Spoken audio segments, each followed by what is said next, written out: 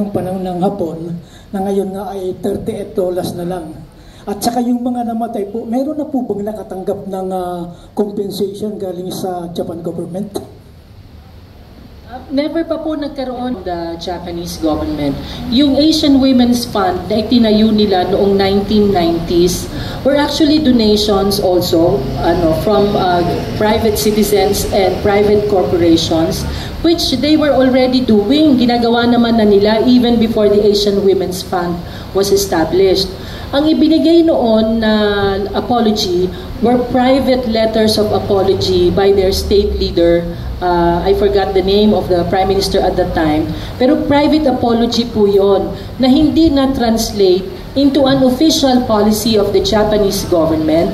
And therefore, dahil hindi siya policy, it did not become an obligation for the succeeding governments para i-honor yon. At true enough, nung napalitan yung Prime Minister at pumalit si Prime Minister Shinzo Abe, doon na nagsimula yung parang in effect de facto policy ng Japanese government, not only to deny the comfort women narrative, but also to remove all statues and other memorialization, not only of actual statues, but also yung pagbawi dun sa naging reference to the comfort women narrative in Japanese textbooks.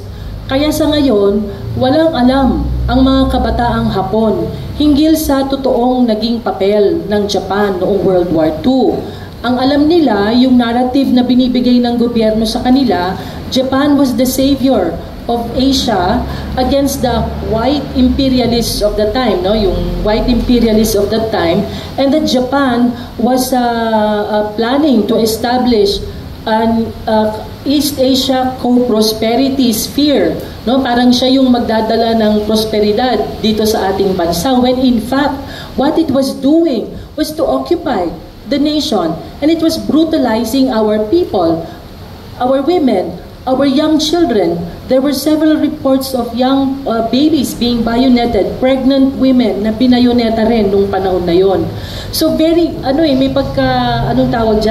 pagka-eerie, yung similarity sa nangyayari noong World War II, tsaka yung sa nangyayari ngayon. Of course, not exactly the same thing is happening, but there are shades of World War II that we are seeing in the moves that are being done by Japan right now in the country.